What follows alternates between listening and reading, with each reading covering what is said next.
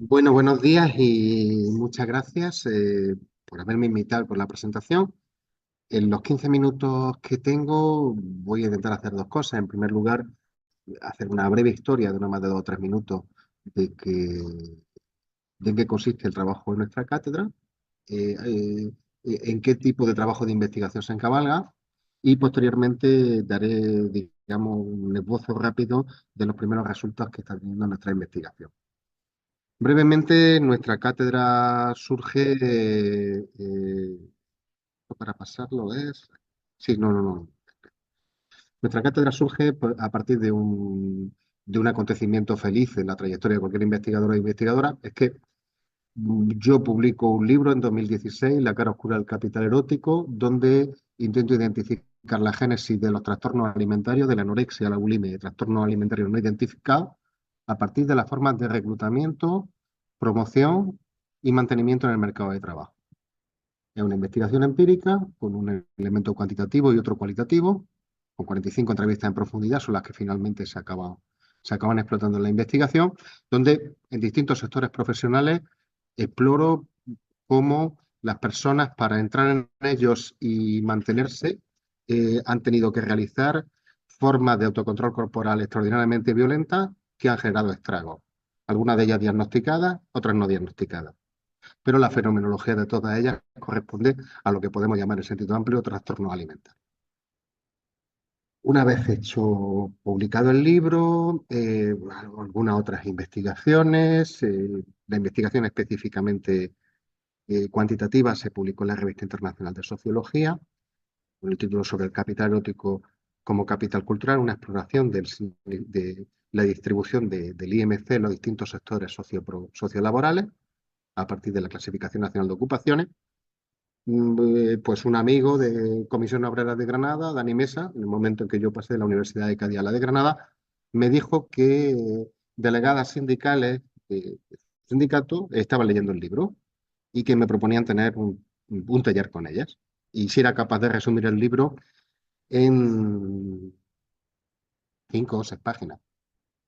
Bueno, lo intenté, hicimos diversas reuniones extraordinariamente intensas y ricas. En todas ellas, como pasa siempre, no solamente la explicación del libro se quedaba, digamos, no solamente mejoró la comprensión del libro con el diálogo con las implicadas, sino que aprendí cosas nuevas.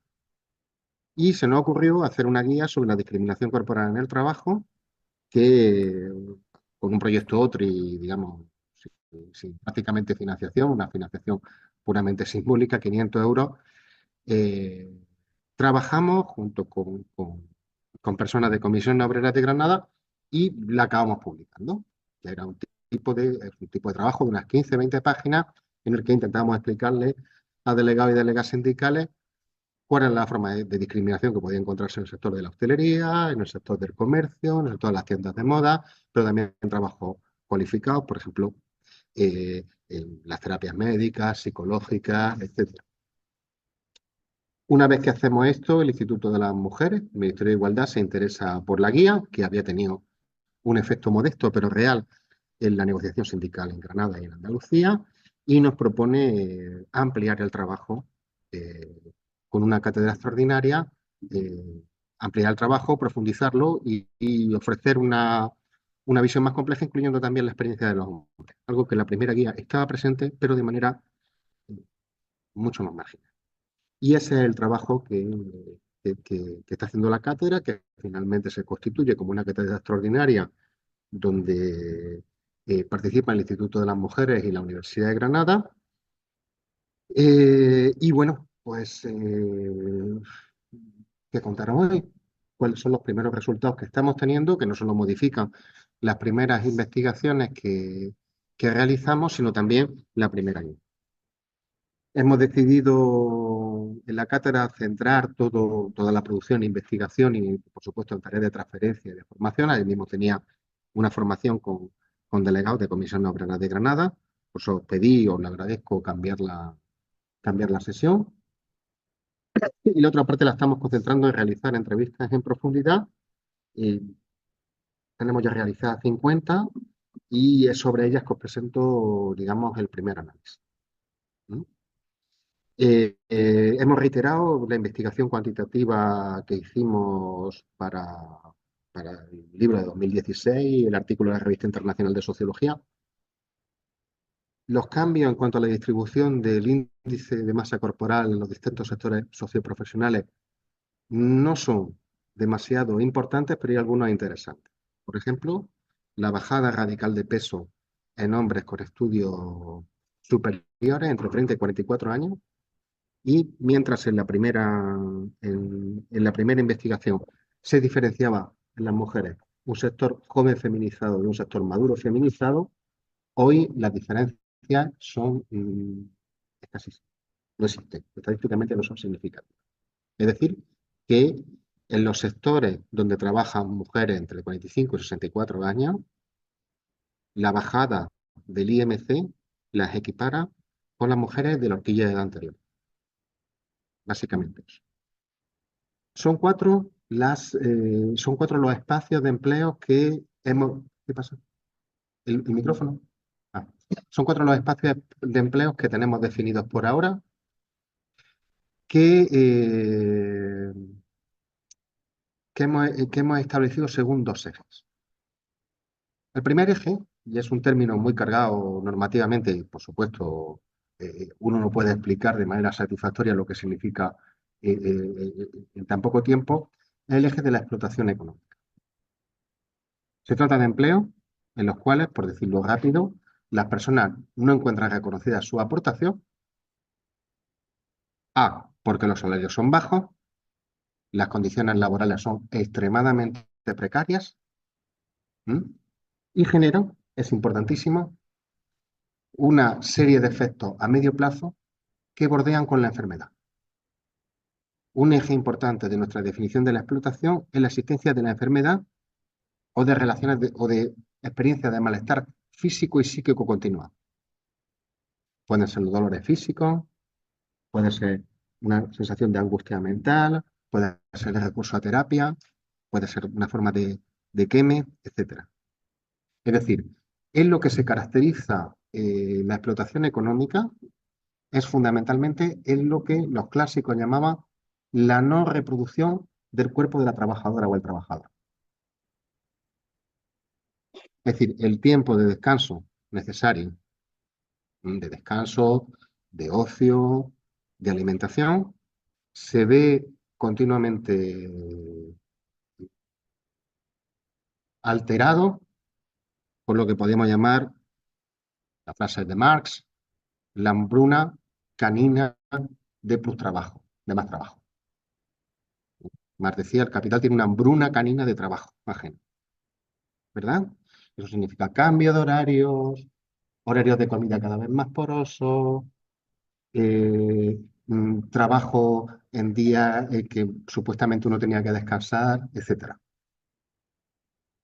Esos empleos, pues es muy variado, se concentra fundamentalmente en empleos de clase trabajadora con una población joven tendencialmente feminizada. Muchos, pero por ejemplo, el trabajo en hostelería o el trabajo en tiendas de moda son lugares en los que hemos recogido, yo creo que ya, testimonios impepinables de que no se trata de experiencias marginales. El segundo eje que hemos establecido es lo que hemos llamado explotación cultural. Sobre esto también habría un debate enorme. Brevemente, ¿qué es la explotación cultural? La asignación a un empleo de unas tareas, de unas marcas culturales específicas que son lesivas para las trabajadoras y para los trabajadores y en nada contribuyen a la mejora específica de la actividad profesional. Por ejemplo, si alguien dijera, ese tío es muy feo, el tío que está hablando, ese tío es muy feo para estar contando esto. Podríamos decir, ¿cuál es la implicación lógica que existe entre lo que está contando este hombre sobre la discriminación corporal y su morfología corporal o su apariencia física? Eso es una constante en empleo de clase trabajadora tendencialmente feminizado, aunque no sea. El hecho que, más allá de la tarea profesional, se le superpone a la tarea profesional una serie de actividades de carácter estético, de carácter emocional y a veces de carácter semisexualizado que no son solo lesivos, para el sentimiento moral de las trabajadoras y de los trabajadores, fundamentalmente trabajadoras, sino que no contribuyen en nada a la realización de la actividad. Y el contacto laboral, el contacto corporal con otros cuerpos es algo fundamental para las personas que trabajan en sanidad. Nadie diría que eso es un problema. El contacto corporal con los cuerpos con un determinado uniforme puede ser extraordinariamente embarazoso. ¿Mm? Son esos dos ejes los que establecemos. Bien, ¿qué significa esto? Significa que podemos establecer una serie de pautas de actuación básicas acerca de cómo combatir esta experiencia de explotación económica y de explotación cultural. ¿Por qué de explotación cultural? Porque se superpone sobre una actividad, vender un pantalón, un estereotipo racista o sexista, acerca del cual la persona tiene que tener una determinada morfología corporal que viene dada, por ejemplo, por el uniforme, porque no hay uniforme superior a la talla 40 o a la 42. Tiene que tener determinados rasgos étnicos, ¿m? Tiene que proponer, digamos, una imagen en la que se encarne lo que la empresa, el pub, eh, el despacho de abogados quiere proyectar hacia el exterior. Muy Me- interesante, no sé lo que estoy aprendiendo de ética. A ver, yo estoy del Comité de Bioética del Hospital Costa del Sol. Como estoy del Comité de Bioética, soy el miembro Lego, que me encantaría poder aprender más, pero es que no me da la vida. Mira, Pueden silenciar los micrófonos. como estoy en el Comité de Bioética, también es importante.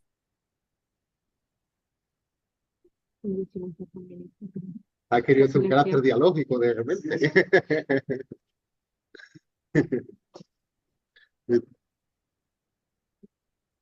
Por eso habla. Incluso los que escuchan. Escribe por el chat. Ya silenciado. Silenciado todo. Creo que se lo me ahí un...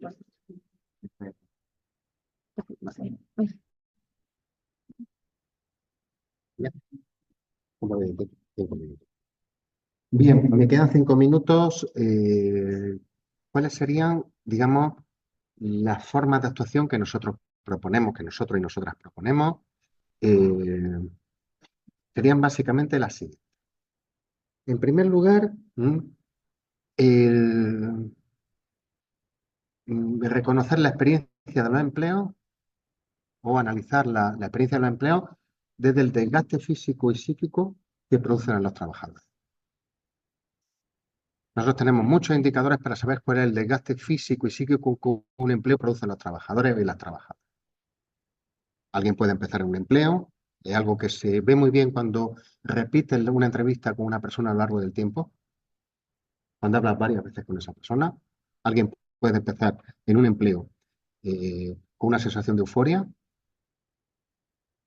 lo han seleccionado por una apariencia física y unas cualificaciones que considera que la confirman como una persona capaz de realizar una prestación profesional, y a lo largo del tiempo va experimentando cómo esa apariencia física y esas cualificaciones van generando cada vez más enfermedades, de tipo físico, de tipo psíquico o en una escala gris en la cual se comunican unos espacios con otros. Dolores, incomodidad por los uniformes, ansiedad por las relaciones que se establecen a partir de una determinada presentación corporal, desgaste físico enorme. Esto es algo muy importante porque en la literatura sobre el trabajo de servicio está la idea que el trabajo de servicio consiste en hablar fundamentalmente. Cuando uno rehace, por ejemplo, la experiencia laboral de una vendedora en una tienda de moda, es un trabajo con un desgaste físico, yo creo que muy superior al que tenía un proletario de finales del siglo XX, que trabajaba en un contexto de tecnificación y automatización de las tareas. La gente carga, descarga, repone mesas, sube, baja. Hay un trabajo de desgaste físico enorme. Ese desgaste físico se concilia mal con horarios donde lo más poroso son los tiempos de comida y de descanso. De hecho, son empleos en los que es constante una negociación permanente para poder realizar. E incluso el establecimiento de un mérito entre aquellas trabajadoras y aquellos trabajadores que renuncian a su tiempo. Primera cuestión básica.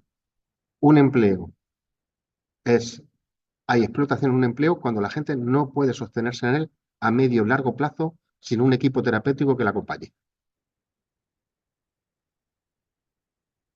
Eso es fundamental.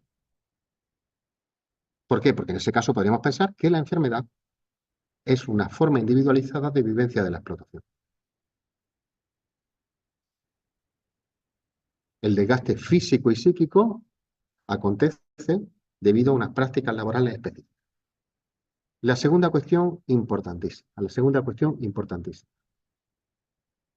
La redefinición, la discusión y la deliberación acerca de cuáles son las prestaciones profesionales, la deliberación acerca de cuáles son las prestaciones profesionales que desarrollamos cuando producimos determinados bienes y servicios.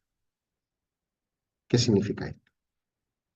¿Qué es específicamente lo que se espera de alguien que atiende una baja? Se espera que sirva bien lo que se le pide, se espera que sea respetuosa, incluso amable con la clientela. Se espera también que genere, por su apariencia física, un espacio de efervescencia masculina alrededor de ella. O sea, no son las mismas. Mientras puede entrar en una definición de lo que es la ciudadanía laboral los dos primeros criterios, el tercer criterio, un criterio claramente sexista. Aunque, constituya la condición de entrada y mantenimiento en muchísimos empleos del sector de promoción. Sobre eso tenemos también una enorme cantidad de verbatim, de fragmentos de entrevistas ya publicados en La cara oscura del capital erótico, pero que en la investigación se han ampliado. Esta cuestión es muy importante porque, ya con esto acabo, porque es aquí donde entra el problema democrático sobre, incluso en una economía con propiedad privada de los medios de producción y de la riqueza, cuáles son las tareas que se le pueden exigir a las profesiones. Si eso queda al albur del empresariado o de la clientela. O si es algo sobre lo que cabe debatir colectivamente. Aquí es muy interesante encontrar formas, que también digamos, esto sigo yo a mis maestros, a Bourdieu y Passerón, insistían siempre, cuando estés buscando algo en una investigación, busca siempre lo que no confirma. Porque lo que no confirma te va a enseñar, porque va a existir lo que no confirma lo que estás estudiando, y eso te va a enseñar mucho. ¿Qué es lo que no confirma? Por ejemplo, camareras, vendedoras en tiendas de moda que no tienen la apariencia física normativa. ¿Por qué esas personas existen? Porque nos demuestran que hay otra definición del oficio. Porque nos demuestran que prácticamente existen diversas definiciones del oficio. No es una cuestión de un diagnóstico que haga quien investiga a partir de una determinada perspectiva ideológica, política o científica. Es algo que está en la práctica concreta de los espacios de trabajo. Hay diversas definiciones del oficio en conflicto. Eso significa que el oficio se puede prestar, la tarea profesional se puede desarrollar de diversas maneras. Esta idea, una tarea profesional que se puede desarrollar de diversas maneras, en las cuales la no presencia de exigencias culturales arbitrarias, sexistas, racistas, gordófobas, no solamente no empeoran la actividad, sino que la mejora, es la otra clave de que se está produciendo explotación. Si la primera es la existencia de la enfermedad, el que la gente no puede tirar a corto y medio plazo, a medio plazo fundamentalmente, y por supuesto cuando van avanzando en su trayectoria en el ciclo de vida, cuando van teniendo más años. El segundo criterio es que existen formas de realizar la actividad completamente defendibles, la actividad no pierde nada en su calidad, sin los estereotipos que lleva asociado y que generan, es decir, disgusto moral entre muchas trabajadoras, problemas serios de establecimientos de fronteras con la clientela, etcétera. o definición, o una definición. Antes de ayer leía una última entrevista que llegó de un gimnasio, una definición completamente sesgada de lo que es la actividad profesional. Una persona que me contaba, en este caso, una mujer, cómo le resultaba absolutamente degradante que a ella le exigieran trabajar con mujeres fundamentalmente los glúteos y las piernas en el gimnasio. Le parecía un insulto que se la hubiera seleccionado por eso y que lo que se definiera en una monitora de gimnasio es que trabajase únicamente esos aspectos, que estaban en completa contradicción con lo que ella, como especialista, como persona que tenía una formación en ciencias de la salud, consideraba que era una actividad profesional correcta, ¿verdad? Bien, pues yo creo que ya han pasado los 5 minutos, así que aquí lo dejo. Muchas gracias.